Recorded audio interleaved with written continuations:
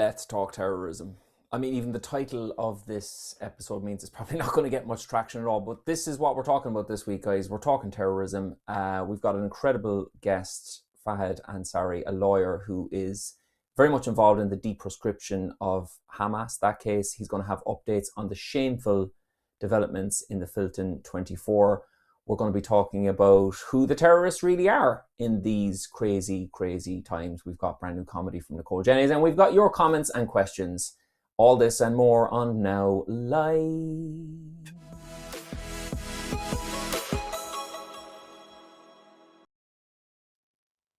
I'd like to begin with a formal apology. I forgot my laptop last week. I've got great help, guys. I've got wonderful people in our little studio. I have Nicole Jenny's. I have so much going for me, really. And last week I went on a little trip to do some writing for a project that I'm working on. And I packed the car like 2 hours, got all the kids' stuff in there, like multiple outfit changes. And I forgot my laptop, which meant I couldn't do any writing. I was going on a writing trip. And I couldn't also do my show because I had no webcam or no laptop. Nicole stepped in, did a wonderful interview with Professor Morandi. If you haven't seen it, check it out. So I would like to begin today by doing something that I would have done last week if I wasn't a cherished idiot. And that would be to give a shout out to our comrades, Saif and Tiago, who have been kidnapped in international waters. Like, what's new? That happened to me last October. But what's new is that the international water is getting bigger and brighter and braver. They're just kidnapping people, you know, in Greek waters now, 1,000 miles from Gaza. This is the level of impunity that Israel involves. And it ties into our theme today. What Saif and Tiago have done is that they're leaders of a movement that are trying to effectively just bring baby formula and things like that to a starving, besieged population in Gaza.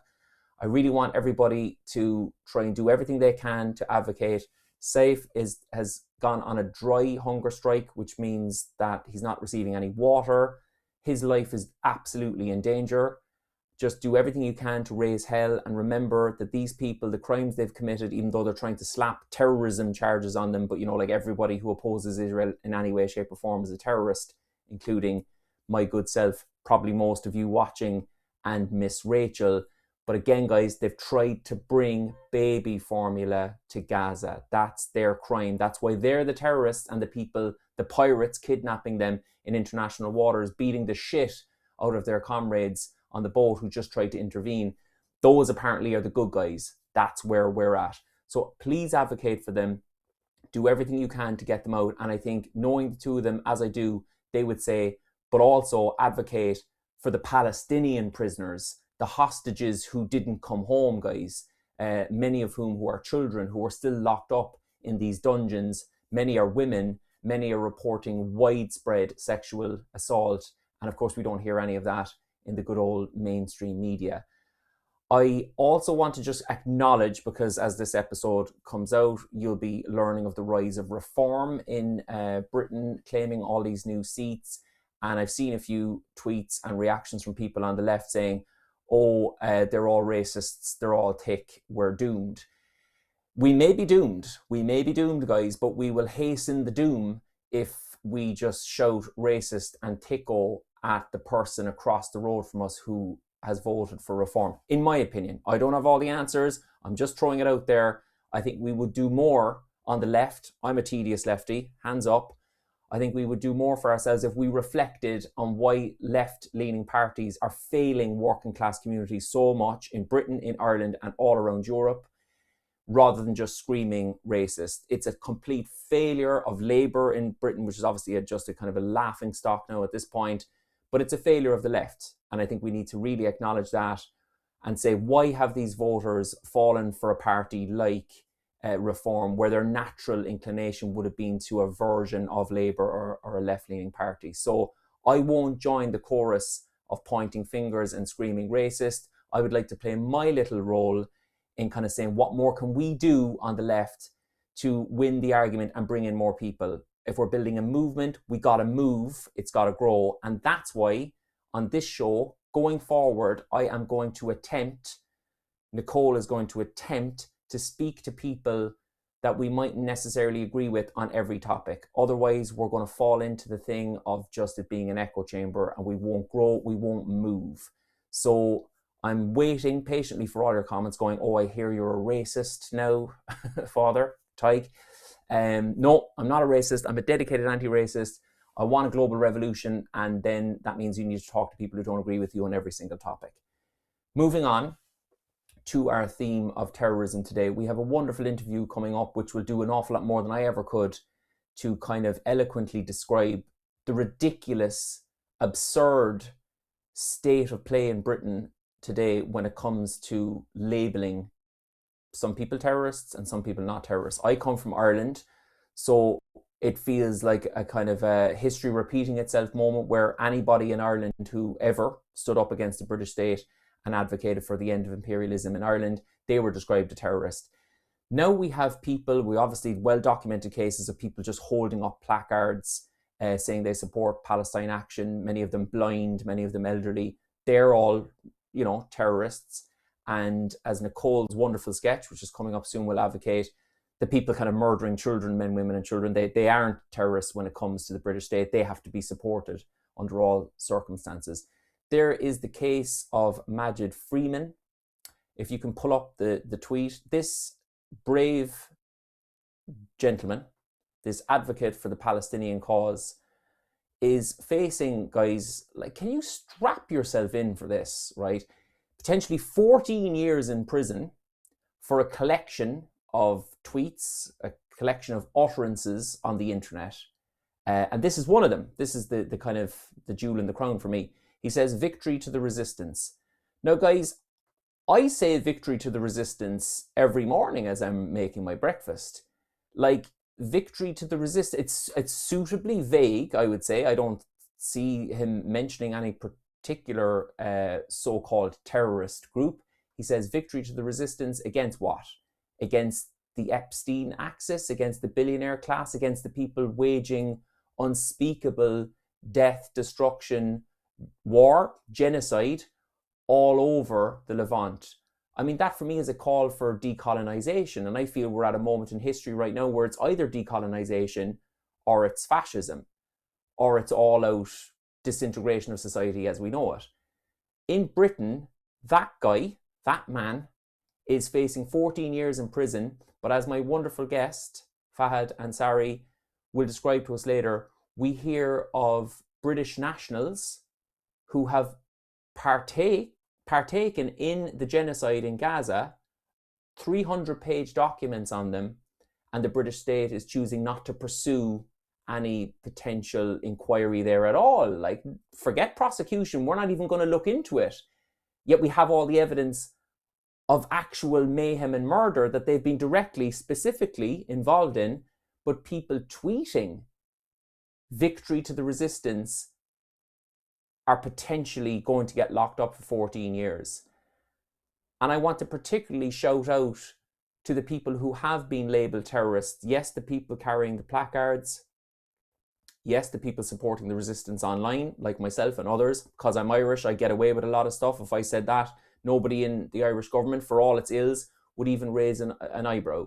And yet in Britain, you'd be criminalised for it. But I want to particularly pay tribute, actually, to the brave, often young people, and it's something that we really touch on in the interview, so stay tuned, who have done more than anyone in this moment of genocide, murder and mayhem all around the world. They have stood up against their own state, the complicity of their own state, and they've fought back and they've took matters into their own hands. I'm thinking specifically of the Filton 24 and all of the Palestine Action people. I can safely say from my Irish home today, not only do I support them, but I think history will look on them a bit like the suffragettes. It will look on them as, other than traveling to Palestine, this was the next best thing that they could have done. They're head and shoulders above the rest of us, really, in terms of putting their bodies on the line, and the way in which they have been treated by the state is absolutely, utterly shameful. And I'll bring my opening piece of nonsense to a close by reading out just a little bit from a friend of just one of those prisoners, not charged with anything, prisoners, and the crime he's committed is trying to stop a genocide in Palestine. So let me see, can I get this for you?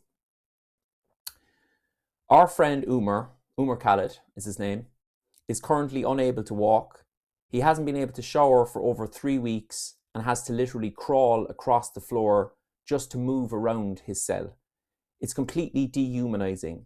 He is in excruciating pain, and fellow prisoners who try to help him are being threatened with punishment, such as having their visits taken away. He also doesn't have access to the painkillers he needs. We had to campaign just for him to get a wheelchair. They eventually brought one, but he can't even use it because it doesn't fit inside the cell, hence the crawling on the floor. He needs to see a neurologist, but he has already been waiting more than 12 weeks.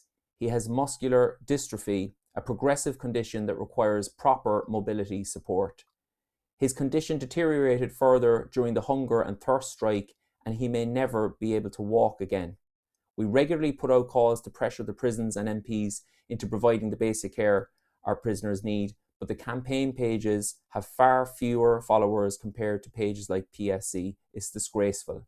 We should all be promoting these pages and sharing the actions needed to support the most important people in our movement. I unequivocally couldn't say it better myself. They are the absolute best of us, and often they receive the least support. We could all, and I include myself in this, and I'm now putting it out there for this show, we should all support them so much more. They stick their head above the parapet, they take all the consequences, and in my country and in Britain and around the world, they're often forgotten. And the spineless, liberal media, even within our own group, often likes to wash their hands of them and kind of say, well, they're extremists. No, they're humanists. They believe in the cause enough to show solidarity with substance. They don't just share stuff online and take a picture of themselves with a Palestine jersey. They do the hard work. They become uncomfortable and they sacrifice everything because they're authentic human beings and they should be celebrated and applauded. So I shout out to all of them. This episode is kind of dedicated to them. We've got a great interview coming up, as I say, and we'll have details in the show notes for how you can support them in all their ongoing struggles. So thank you so much for listening to me. On a lighter note, I would like to now move to the elegant, the wonderful, the incredible Nicole Jennings. But I just would like to say that if you enjoyed this sketch of hers, just know that I gave her the idea for it. Hello, humanity enthusiasts. Tonight, the contestants are going to compete for once in a lifetime prize. The ability to criticize war crimes without losing their jobs, bank accounts, and freedom, whatever that means. Let's meet our first contestant. Hello, my name is Camille, and I've studied international law. Brave thing to admit publicly. Security, keep an eye on this one. Round one. Who? It's the terrorist. Who is the terrorist, Camille?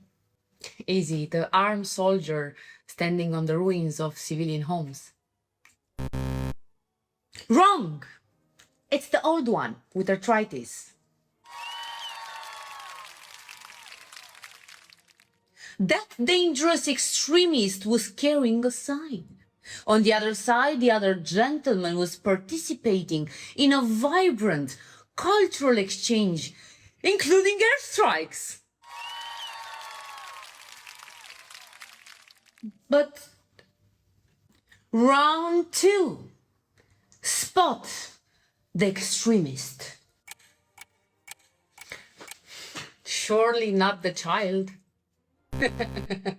Incorrect. The child crossed the yellow line while existing suspiciously. The missile, however, was acting in self-defense against the child.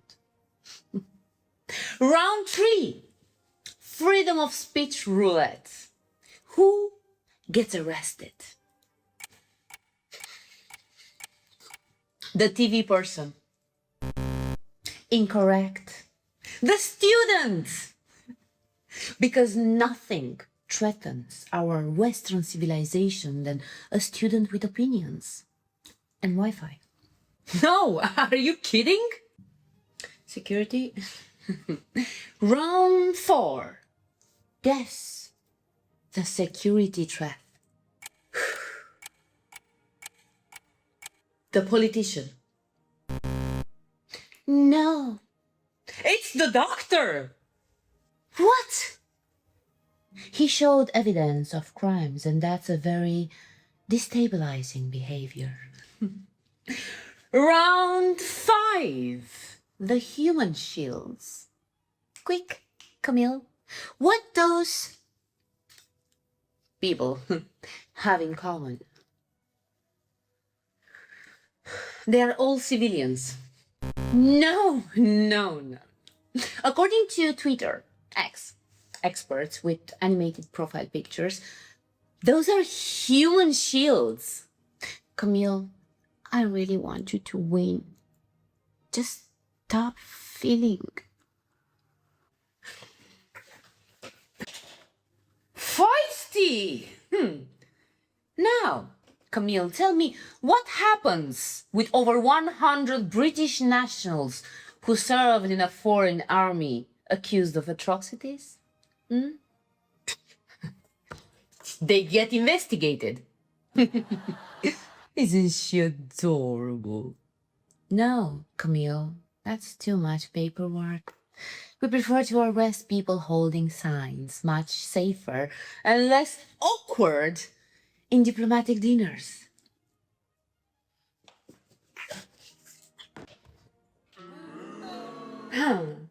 Last round. Who gets called anti-Semitic?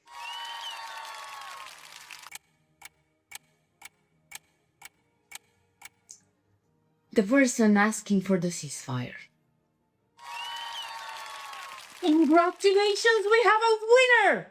Camille, you just learned the rules of modern society. The episode Who is the Terrorist is sponsored by Democracy. Join us for the next episode, Which War Crime Needs More Context.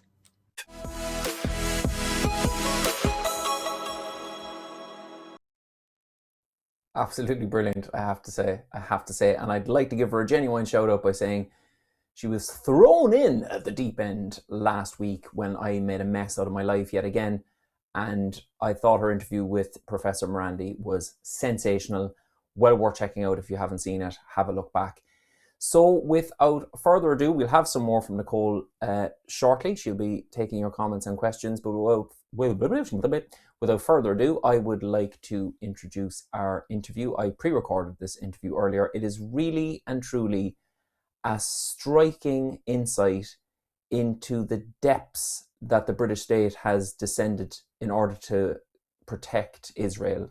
They come up with all sorts of kind of hysterical declarations about anti-Semitism, but really, when you strip it all back, they don't care. They don't care about anti-Semitism. If they cared about anti-Semitism, would they be currently creating the hatchet job that they are on Zach Polanski, the only Jewish leader of a political party in Britain, the hell he's going through? But Fahad describes not just what his clients are going through at the hands of the British state in order to protect Israel, but what he himself is enduring and has endured. But he's overall extremely hopeful. This is a very, very hopeful interview, weirdly, when the topics are so depressing and so dangerous and so worrying. But without further ado, the inimitable Fahed Ansari. Fahad, it is such an honor to speak to you on my new stupid show. As you know, I've been a big admirer of you. As I was saying there off camera, I just knew you as a funny, intelligent Palestinian Twitter user before the horror and hell of the last couple of years. But our paths have crossed considerably.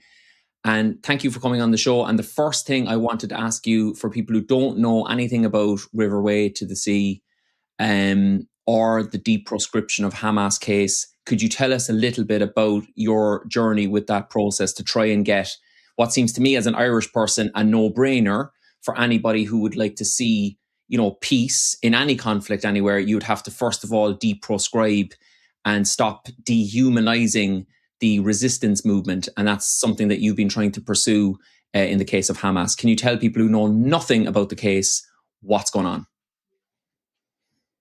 Thank you, Ty. First of all, my privilege to be on your show.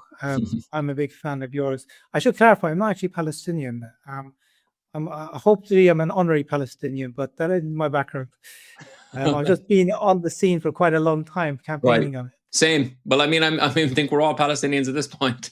We are all Palestinians, yeah, and I think that's why we all get targeted, because that's what it means to be a Palestinian, isn't it? For the deep prescription, yeah. I mean, this is something that we took instructions on. My firm, my former firm, Riverway Law, we were instructed by Hamas to get them off the government's prescribed list. Prescribed, a really ugly word for a ban, really, essentially. Yeah. And what the government does is it bans groups that it doesn't like. And as we know from Ireland, it's been doing it for decades. And in the Irish context, it's quite funny, because the idea is not to actually fight terrorism or to fight what they call terrorism, but fight crime or to make the place safer. What it is to dehumanize your opponents, to take and to attach a stigma to them. Because what comes with prescription is a whole regime of rules and regulations that you can and cannot do. So, for example, in Europe, it's a bit different. In Europe, if you ban a group, the only thing that happens is you can't be a member of the group and you can't donate money to them. So, financial issues. In Britain, it's far more severe. What it does is you can't have a meeting with a member of the group. You can't wear an emblem or a symbol that might be, it might not even be associated with the group, but a reasonable person, what they say, might think, oh, you're a supporter of the group because you're wearing an emoji of a hang glider, for example. Yes. Happened a couple of years back. You can't express support. You can't invite support. So one of a good friend of mine, Majid Freeman, is on trial at the moment from Birmingham for putting out posts on Instagram and social media, which they say was supportive of Hamas, just because he showed some tanks being blown up and tanks of the occupying genocidal army being blown up with a red triangle on this, and tweets saying he supported the resistance. Yes. And he's been accused of supporting a prescribed group. So complete madness. It's there to nobody understands the other side. So you recall for the last 2 years, we have this situation where we're being told all the propaganda about Zionism, about Israel, about 7th of October from their perspective. And anybody who tried to bring a nuance to that conversation and a discussion about Hamas and Palestinians, the representatives of the Palestinian movement in that sense, you're completely shut down. You're reported to your employer, you're reported to the police, to the Treasury, to counterterrorism. Why? Because you might be supporting a prescribed group. I've got a client who shared a 6-page document that the Hamas political unit put out about their version about what happened 7th of October. Yes. He had his visa cancelled because he shared that in a WhatsApp group, and he didn't put any commentary on it. He didn't say, I support this. Literally the other side of a news story. And you can't do that. You're effectively told, this is bad. These are the bad guys. We don't talk about them. It's almost like Lion King, when he says of the Badlands, you don't go there. Yeah, we don't know yeah. why, but no, you don't go there. This is just forbidden territory to even talk about this. But that's where we are. And it's madness. And in Ireland, remember the ludicrous situation you had where members of Sinn Féin, you weren't allowed to hear their voices, right? Yes. Because you might relate to them. Oh, they sound like me. Exactly. So you might humanize them. You might rehumanize them. That's the problem. You might not even humanize them. You might humanize the cause. You might actually understand what these guys are fighting for. Yes. They won elections. People of Palestine might actually support them, and that could be a problem because that destroys their narrative. But the problem the state has is we're living in 2026. We've got social media has completely destroyed the legacy media. Everybody can see what it is. That's why there's huge attempts to try to control TikTok and Instagram and like yourself, just get you off the market completely because you're everything I'm on. I'm new. And that's essentially what it is. It's all about censorship. So what we said, look, Hamas approached us with these instructions. Can you basically, which they're not unique in doing that. Like dozens of groups all the time try to get off the prescribed list. So we took the instructions like you would with any other case.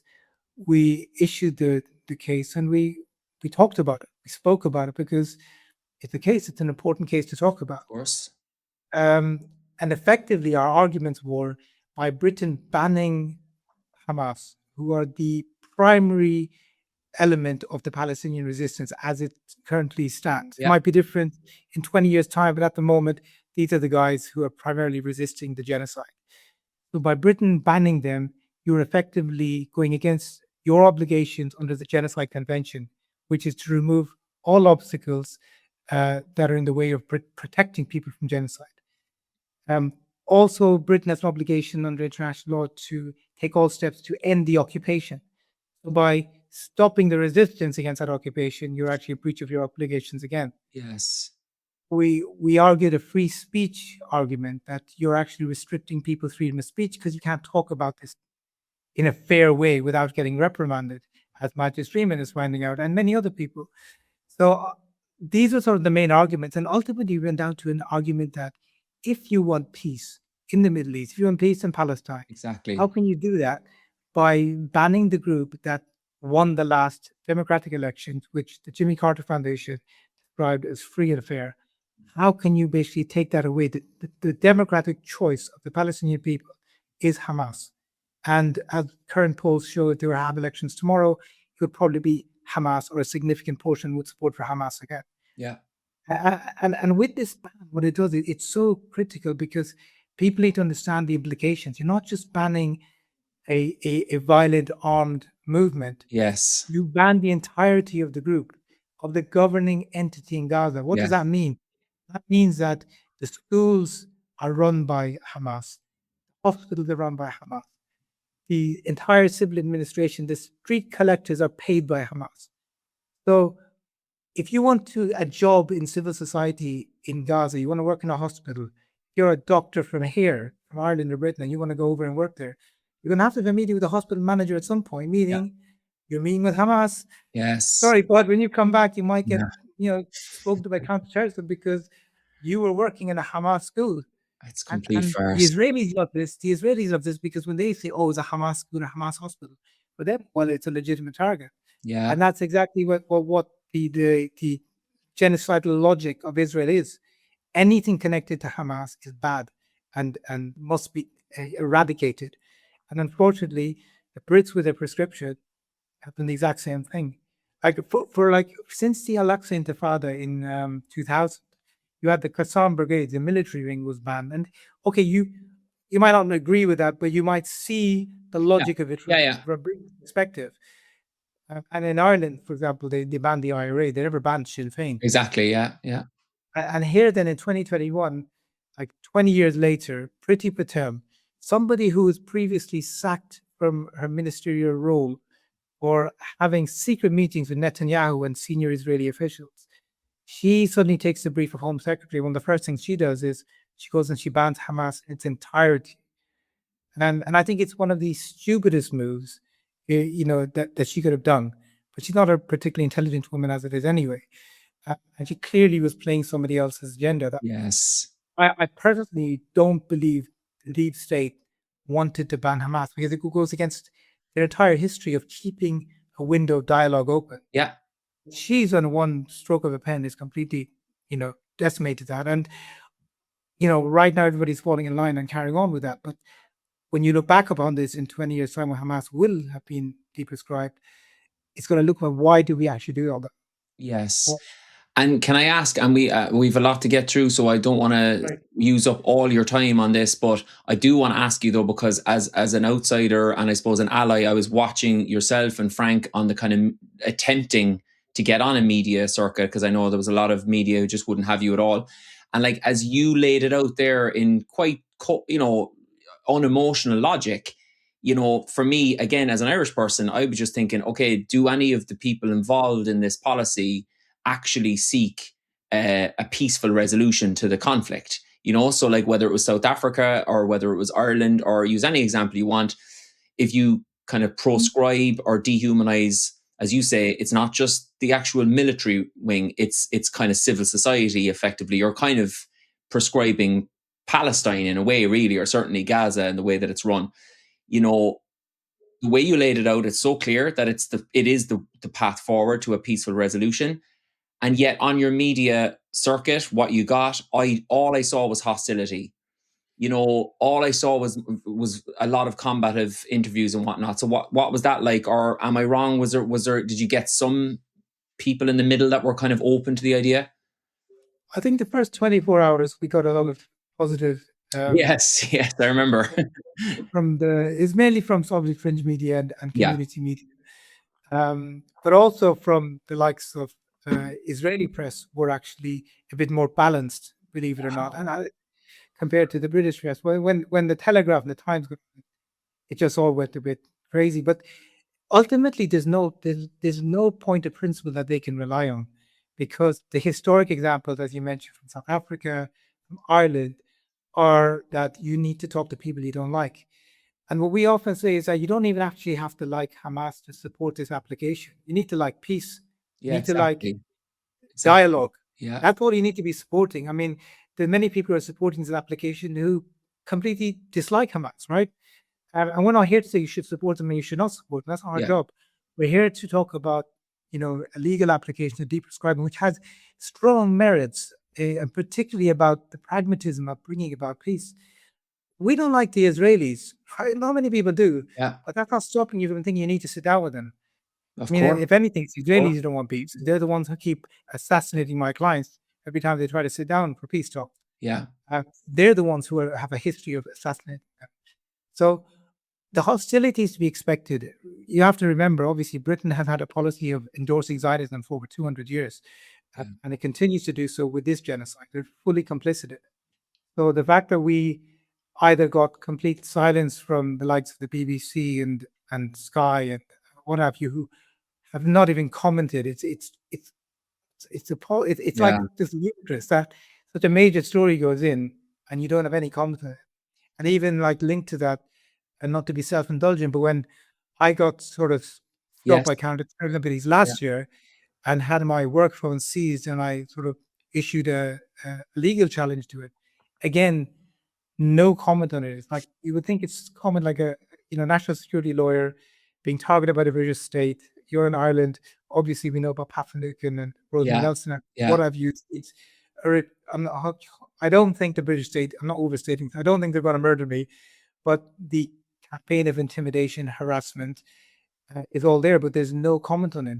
And again, these are media outlets who comment on the use of this power, the Schedule 7 Terrorism Act, repeatedly against every time it's been used against people. They always comment on it. But in my case, it's just gone out. I mean, it's been the Guardian, it's been in the Law Society Gazette. We've had 5 UN special rapporteurs last month write to the British government, worried about the campaign of intimidation against me. And again, not a wow, peep. The news outlets just quiet about it. So you have to question, why is that? It's not about me. It's of about course. Palestine. All of this is about basically, because this would sort of bring attention to, well, why are they targeting him? Because he represented Hamas. Well, that's interesting. What Hamas do? Oh, they're trying to get off the bat. Exactly, Fine. exactly. Uh, It's like it's on a basic logic level, like what you've gone through. And I remember seeing one interview with Frank. I think it was on LBC, and the discussion about Hamas couldn't get lift off because the presenter just kept moralizing about Frank, literally representing Hamas. So again, you're not allowed to enter into the discussion at all, because before you get there, you have to dehumanize the guy who's trying to rehumanize the dehumanized. It's almost, obviously it's not funny for you because you're going through it, but like, I mean, look, at the end of the day, we're safe. yeah, We're living, got my kids at home, doing school, dropping bombed. Not saying that, picking up their pieces of their body parts out of body yeah, bags, trying to identify them. We often have this chant in our thousands and our millions, we're all Palestinian. But if that really means something, then you need to be pushing the state enough that you're actually going to actually get some repercussions, some yes, pushback. I remember when I was in the heat of all that last year, I got a message from the father of one of the Filton 24. It was her birthday, and she'd written a message, and her father shared it with me. And I remember it just gave me so much strength at that time. It said that indeed, at this point in time, if you don't feel the foot of the oppressor on your neck, then you're complicit. I thought, you know what? I've got Robert Jedrick's big feet on my neck at the moment. So I'm feeling okay at that point. Which Yeah. is never, not even a pleasant image to consider. Actually, on the Filton 24, so there was a kind of a heinous development this week. Can you just tell us about the prosecutions and some of the malevolence and duplicitousness that kind of underpinned that? Yeah, I mean, we're living in extraordinary times. I mean, as lawyers, look back at this period of how the entire system is just, Yeah. conniving to protect the state of Israel, and Britain's policy of Zionism, which eventually is going to have to give up on.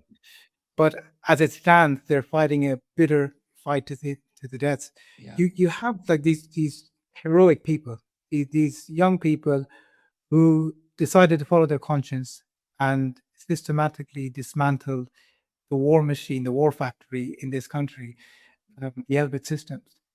I don't think in any other time of our century you would sort of think this was something heroic. Of course. These are young people who took it upon themselves to disarm the genocidal machinery in this country. I can't think of a more heroic deed to do Yeah. while you're living in Britain. Me neither. Like Yeah. you're part of the resistance. This is what you be. This is what you do. This is what Yeah. solidarity looks like. And they've been prosecuted, and after like 18 months on remand, ridiculous stuff like this, they eventually got found not guilty of a number of charges in February or March this year. Then they got retried.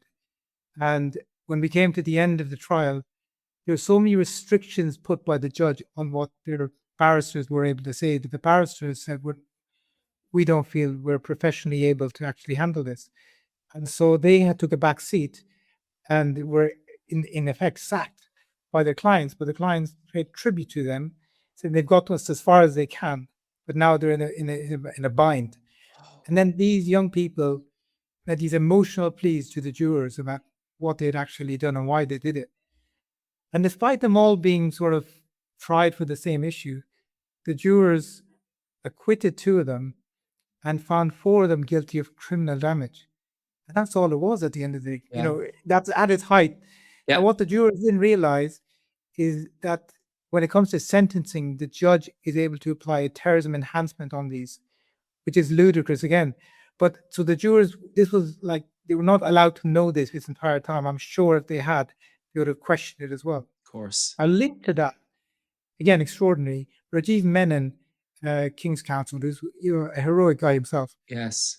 He was one of the barristers for Charlotte Head, one of the women who was eventually convicted. But in her first trial, he gave a closing speech where he told the jury about a case from about 4 centuries ago, 17th century, which established that jurors can follow their conscience lawfully and acquit.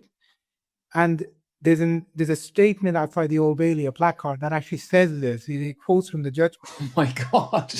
So Rajiv, in his closing speech, reminded the jury of jury equity, the fact that you can follow your conscience. Yeah. And he read out this statement that's outside the Old Bailey, Central Criminal Court, and he was brought in for contempt because the judge said, "Well, I had directed the jurors that they should not allow their thought process to be clouded by their emotions and issues in the Middle East and Gaza, but they had to follow the law." And the Rajiv just reminded them what the law actually says. And he got reported for contempt, and the Court of Appeal is looking, and this is unprecedented.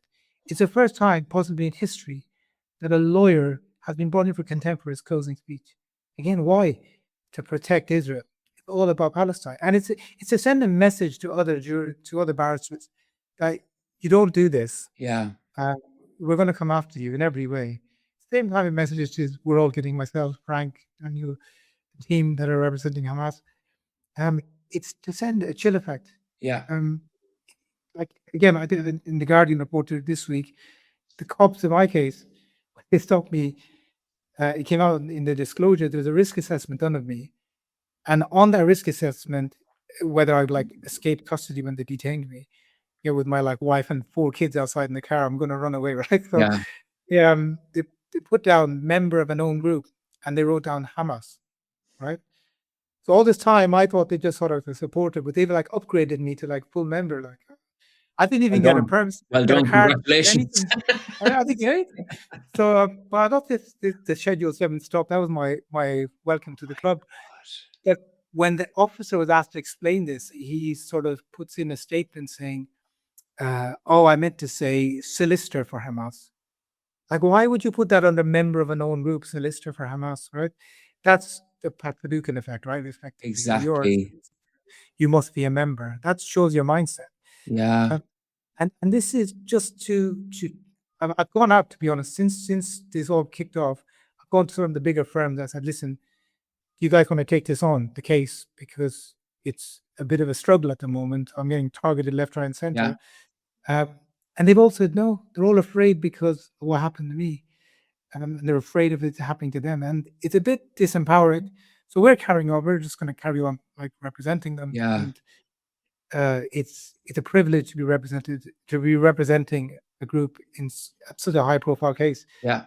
And I would have thought that these other sort of, civil liberties, human rights lawyers would have jumped at the occasion. They've got the resources, they've got, the ability to take these on. But that's the purpose. That is the reason. It's to intimidate you and intimidate other people. If you represent these groups, you will have professional, personal repercussions. So don't even think about it. And for the young people, as you say, they're not all young, but mostly are young people who are taking this extraordinarily brave action. And I've spoken to some of them in person, and the sacrifices that they've made. As speaking to one person in Scotland, for instance, who has young kids, and she's just followed her conscience, and she did what, as you say, like in any age, you would look to those people and say, well, these are the people who actually showed solidarity with substance. Presumably there's a chilling effect as well then, where even if you're acquitted, there's going to be a retrial. Like in Ireland, people just get called and then they get sent away, and they get called and they can't leave Ireland. They just try and break your spirit, I suppose.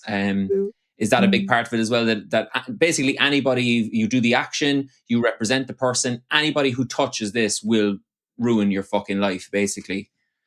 Yeah, I mean that's the idea, and I think people have got beyond that. To be honest, I think if you hear what the Filton lot, for example, those who were acquitted, those who got convicted, they said it was the proudest moment of their lives. Yeah. They don't regret it. And like, for example, here at the South Bank in London, you got a massive statue or a monument, a memorial to those who went to fight fascism in Spain, the Spanish Brigade. That's right. And yet then I guarantee you, if these lot went off to Gaza to protect the Palestinians, they'd all be prosecuted on terrorism when they came back. Of course, yeah. So where's the difference? You're fighting fascism. But it's because Britain has become fascist and it's endorsing a fascist regime in Palestine. So I think this generation got over their fear. I really think that the mask is off. People can see Zionism for what it is. It's in its final period. And Yes. like anything in its final period, it will be a disgustingly violent end to the regime, but it will happen. Yeah. It will happen. And just like Britain and America were the last nations to be dragged away from supporting apartheid in South Africa, it's going to happen here too. Yeah. And we these judges, these ministers, these employers, these regulators, they're going to look back in shame. I mean, I say this, their grandchildren are going to look at them and say, how could you have been 100%. making judgments like that against these heroes? Yeah. Can you imagine being a judge at the time when Britain was supporting apartheid in South Africa and ruling against people, putting people in prison for supporting Mandela or whatever? Yeah. Can you imagine how you would feel about that now? And you get some of these Labour politicians doing events with, commemorating the suffragettes, like as if they would have supported the suffragettes back in the day. It always cracks me up. But tell me this before I leave you go. Tell us about what for me is kind of the final nail in the coffin of the hypocrisy of this whole situation in Britain, which is that, somebody trying to stop a genocide in Gaza, be they going to Elbit or be they literally holding an I support Palestine action placard, they're terrorists. But then there are 10 British citizens who have undoubtedly carried out war crimes in Israel, and the CPS have chosen not to pursue that at all. Can you tell us about that. I'm finding it hard to wrap my head around that. Like, but yeah, please. So last April, the Public Interest Law Centre and the Pathfinder Human Rights Centre, they put together a dossier about 300 pages of 10. We know that there's been 2,000 There's Brits have many gone more, over it, yeah. participated in the genocide, at least 2,000. So they just identified 10. And they had 300 pages of evidence against these specific 10 individuals. And they gave to the Met Police. They started a war crimes investigation at these 10 individuals. A year later, the Met has come back and said, although at least 4 of these individuals, we consider that there is serious material there, we think it's an unrealistic prospect of a prosecution happening. So they haven't even sent to the CPS. I mean, these guys have done the bulk of the investigation for you, but you're the Met Police. You can actually do a lot more. Yeah. But you're not even going to investigate it before passing it on to CPS. It didn't even get to the CPS. Nice. The Met themselves, they're at the same time they're rounding up these old grannies with placards, as he said, who don't pose a threat to anybody, not even themselves. And then you have these guys who there's evidence, but we won't even start an investigation into them. On what basis? It's because of the policies where Zionism is embedded in British, civil institutions, and until that stops, we're going to carry on with this malarkey. I mean, it will stop. And what I say to everybody who's in a predicament at the moment is that the entire system is rigged to make you feel ashamed, to make you feel like you've done something wrong.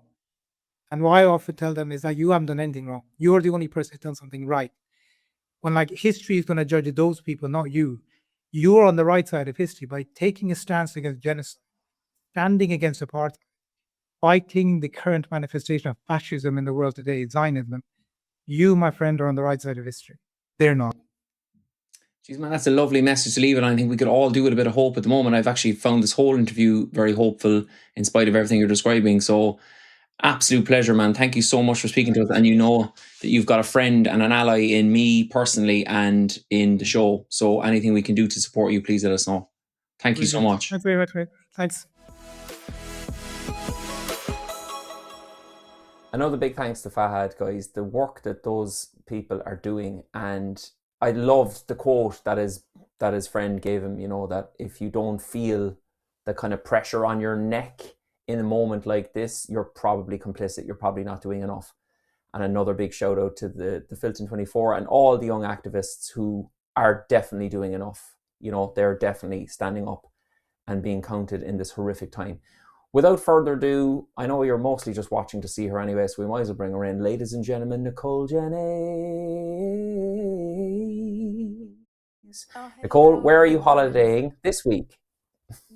I'm not. I'm actually home, with the bullying. I'm sorry, everyone. I left you with Tadhg so far. So I'm here. I hope you like the sketch. I'm looking forward to see the interview because I was not there. I'm sure he did a great job. So I think we're going to get into your questions and comments right now. Yes, we are. And Nicole, just to say, when you watch back, you'll see the lovely comments I made about your interview with Professor Morandi and jumping in at the deep end last week. You were sensational. Now, let's start off. The first question is for you, Nicole, of course. Decolonized Minds, wonderful name. And I'm going to be honest, I know this guy and he's a great, great guy. I'd love to ask you what you would be doing in your lives if the UK gave London to the Zionists I'd love to ask you, what would you be doing in your lives if the UK give London to the Zionists in the Balfour Declaration instead of giving Palestine? And do you think they would have carried a genocide in Wales or Scotland? So, Nicole, what would have happened if the Zionists gave London as the area rather than Palestine? What would be happening right now? Or would there be any difference? Well, I don't think it's in a Balfour Declaration for London to be colonized by the Zionists, but I think it's a fact that it's already colonized by the Zionists. We don't need a paper to prove that. And you can see it on the street. You can see it in how they are arresting elderly and everybody for saying anything and then manufacturing all that consent under the guise of anti-Semitism. So I think it's already colonized 100%. and the double standards of the people. Of course, if they're the people who colonized the entire world, as the Great Britain did, and I think the biggest Yeah. achievement is the largest numbers of independent days around the world.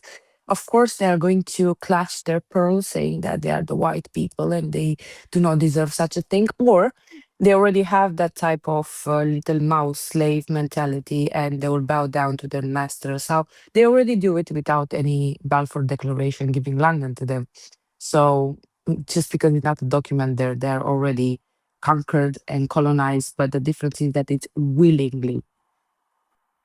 Yes. Spitting facts. Love it. Simon Granger asks, how can we combat the apparently globally accepted lawless actions of the Zionist state? I suppose he's thinking there of what's happened to our buddies Saif and Tiago, who I mentioned earlier, and everyone who stood up and did anything at all for Palestine. How can we combat the lawlessness that they enjoy? The main issue that I'm seeing, and I think you're seeing it too, they didn't experiment with us, and they tried to see our reaction in a genocide. They tried to see our reactions on many Yeah. atrocities, and there are so many people who got used to it. And so many people that are not shocked anymore, and they just think, and it's my favorite thing to say, and I'm repeating it a lot. They think that the fire that starts at the neighbor's house is not going to reach at their door. And we clearly Yeah. saw how they're entering in international waters 1,000 nautical miles from Gaza, and they are kidnapping activists. So you cannot fathom the fact that they are doing it at your door. You're not safe. So as long as the people do Yeah. not react, how it in Greece right now should be burning the streets with the realization that their government accepted this. And I remember one time it happened, and actually you were on the mission. What happened with Global Sumo Flotilla last time? Spain and Italy, for example, they blocked the countries completely, and that Yeah. brought a lot of change at that moment. But right now, the people, like the system, it's betting in the people being tired and not reacting anymore because they already tested us like little lab mice. So what can we do? You have to speak even if you are alone, because we are expecting right now almost $1 billion in funding from the Zionist entity to just fill all the social media with all the filth they have. So we are already fighting a big enemy with a lot of funding. We need to be united and understand that if you enter this fight, you know the consequences. And if you entered, you cannot feel like I am the victim, or everybody has mental issues. You can go to a psychiatrist, psychologist, you have the luxury to do that. So if you enter, know that those are the unwritten rules. You have to be relentless in the fight and united, above all united, because sometimes Yeah. unity shatters for ABC reasons or for collaborators inside our movement. So we need to have this warrior kind of mentality and don't stop. Because many people are telling me and you, aren't you fed up with talking about? No, I'm not. Honestly, I'm not. What I used to do before does not fulfill me, because I'm seeing Yeah. that entertaining a world that it's literally like a bunch of cattle who are going to their slaughter willingly. So you enter to this fight, stick to it, and find good allies and continue. Yeah, I think that's sage advice. I'm fed up of living in the world where not enough things are changing. I'm sick of the world as it is, so I'm agitating for it to change. So I'm not getting sick of advocating for any cause or whatever. I think we just have time for one more question, and I'm going to start, and I suppose you'll have some comment, knowing you. How did you two get together? Much respect from Canada. Thank you, Antero Reyes. Well, I suppose I'll just say that Nicole was bumbling around. She was a poor immigrant. I didn't know she was Romanian at the time, and she had nothing or no one. And I suppose I took her in, and I showed her a comedy future. That's certainly how I remember it. Would you Yeah, know? the fragile ego, but it's fine. That's I don't want to bully him, because I want to be the princess in front of the camera. But I'm gonna be nice because I heard you said nice things about me. So I just think that since I entered this movement, I'm just like gathering beautiful flowers in my bouquet until I'm having, doesn't matter if they have spines or not, they're beautiful flowers. And Take it. I need to surround myself with people with the same kind of warrior mentality. I think we clicked a lot in that regard because I Yeah. like people that are not whiny. That's very important. People that are doing the job and people that no matter the consequences. And I know so many people, including Tadhg Hickey present here, that had a lot of consequences due to his activism, and he continues and he does not put himself as a victim in something, and I might say in some parallel universe that he's talented, but now all jokes aside, all jokes aside, I think at the moments that we met, we were the very few people who were doing comedy satire sketches. I think Yeah. many more, but I guess the movement, and that was the common denominator. And after that we realized, like, yeah, we can be friends as long as he doesn't speak to me every day is fine. So I think as well, that's if I how may we. say that I saw in you, and I hope you would have seen in me, that we were kind of doing it, not just for the comedy or not just to, hopefully like, or like, get followers or anything like that, that I knew that you really cared, I suppose. And I'm always attracted to individuals and souls that actually care. And you're one of them, madam. You're one of them. And like, she won't want it said, but Nicole does so much work for the cause behind the scenes and never goes on about it. And that's my kind of gal. So on that really beautiful note from me and a beautiful flower analogy from Nicole, we bring this episode to an end. We want your support across all the social media platforms. I think we're on most of them now these days, guys. Any comments and questions you have, if you'd like to suggest guests for us, please do that. As I say, we're now hoping to interview people and speak to people who don't necessarily agree with us, maybe on anything. But if we're going to grow this movement, we got to start talking to people who don't think exactly as we do. Thank you so much to the team. Thank you so much to Fahad. Thank you so much to Nicole. Peace and love. Keep doing what you're doing because you're doing it exceptionally well.